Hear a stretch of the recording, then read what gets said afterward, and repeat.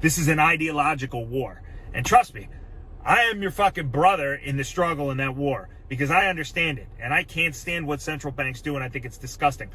But I think all of these things fall under the umbrella of, if the Fed doesn't print money the way that they do, a lot of this doesn't happen. There's this thing that happens in the background, right? When the Fed prints money and the wealth gap widens, it's very nefarious because it happens without people noticing it. As a product of the wealth gap widening, the rich get much richer. And so that's when you see headlines like Elon Musk net worth went up $100 billion last year, despite the fact that, you know, his company only makes their profit selling EV credits and not by selling cars. And you start to wonder, wow, he made $100 billion this year while there's 10 million people unemployed in this country. What's going on? And the effects of inflation with prices rising when wages don't rise in conjunction with that puts a lot of downward pressure socioeconomically on people. And everybody feels it. I feel it when I go to buy something that's 10% more costly this year than last year, like my HOA dues at my condo go up, or when I go to buy my coffee and that price goes up. And the everyday person feels it. The people at Wall Street Bets feel it. The guys that stormed the Capitol feel it. The people that were rioting this summer over George Floyd feel it. What's super nefarious is that this inflation that the everyday person pays and the wealth gap widening, which shoehorns open the distance between billionaires and the everyday person, that's a product of Fed policy. That's a product of the Fed printing $7 trillion. Because if the Fed prints $3 trillion and only 900 billion of it go to stimulus, and you get a $600 check, but the Fed diverts $2 trillion of that to the corporate bond market to help support the stock market, it's only the people that can benefit from the stock market that are getting richer.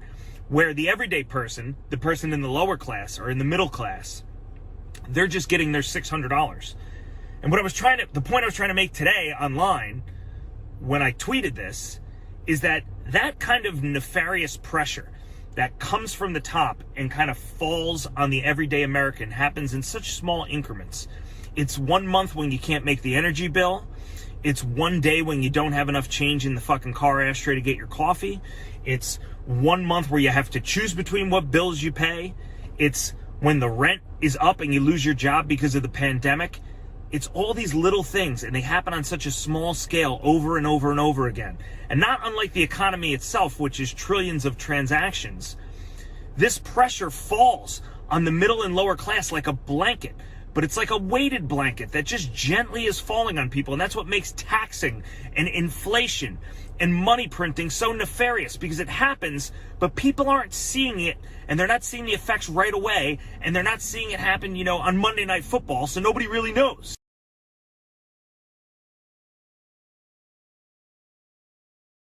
And I did this video called The Weighted Blanket Theory some years back about how inflation can be this weighted blanket that kind of gently falls on you, right? When the inequality gap widens as a result of inflation, and this blanket kind of gently starts to first caress your skin, it just feels like, oh, okay, like what a nice warm blanket.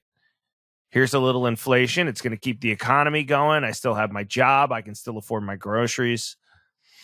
And as it falls further on you a little bit more, you start to get really warm. And you're like, oh, okay, like this is great. I'm cozy. You know, maybe my coffee went up in the morning, but you know, the one stock that I have is doing okay, or the price of my condo has gone up a little bit or whatever. And then at some point, the inequality gap widens so much as a result of quantitative easing, which is a way to fire hose cash to rich people while throwing the middle and lower class a couple of breadcrumbs, that the weight of that blanket becomes unbearable. You realize then, as the blanket continues to kind of fall gently on you, that the blanket weighs a lot more than you thought. And once it falls on you far enough, you can't really wriggle your way out from underneath it.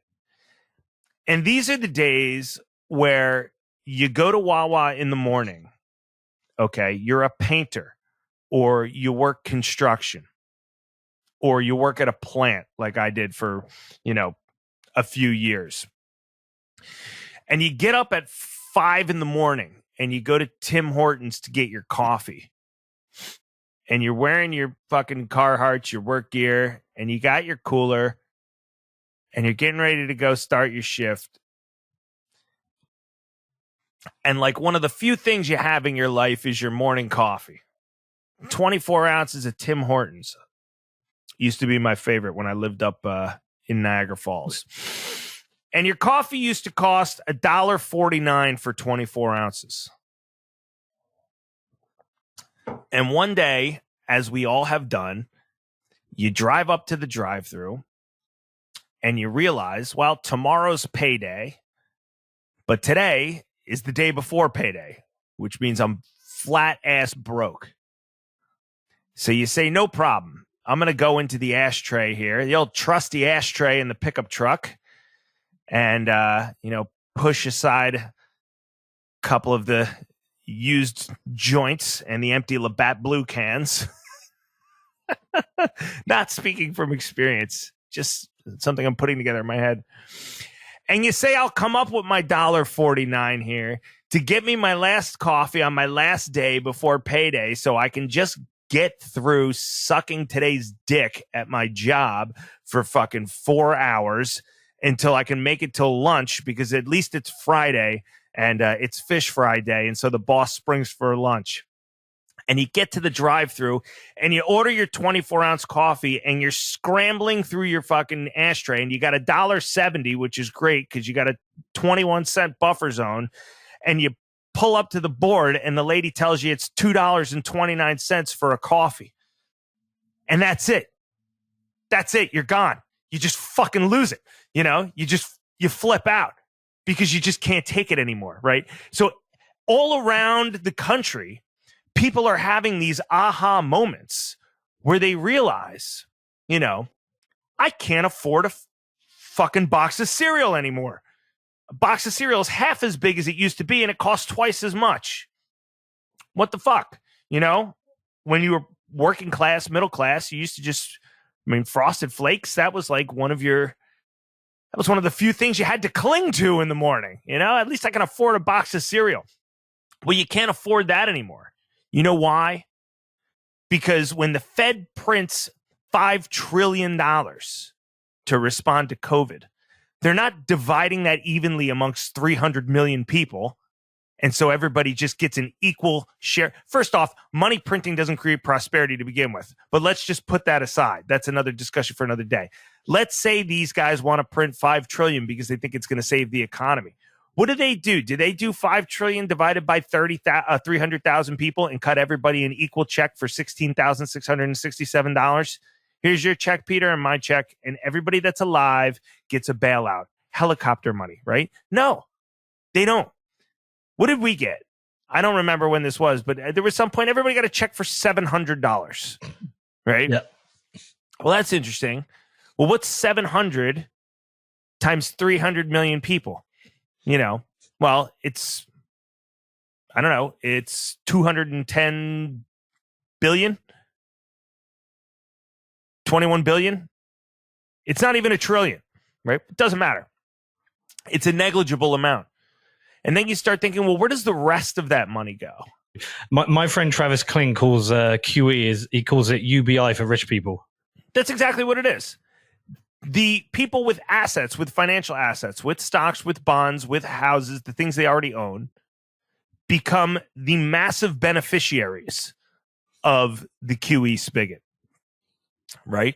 And so when the Fed buys corporate bond ETFs, what the fuck does that do for our guy at Tim Hortons trying to scrounge together 40 cents so he can get his coffee so he can go back to work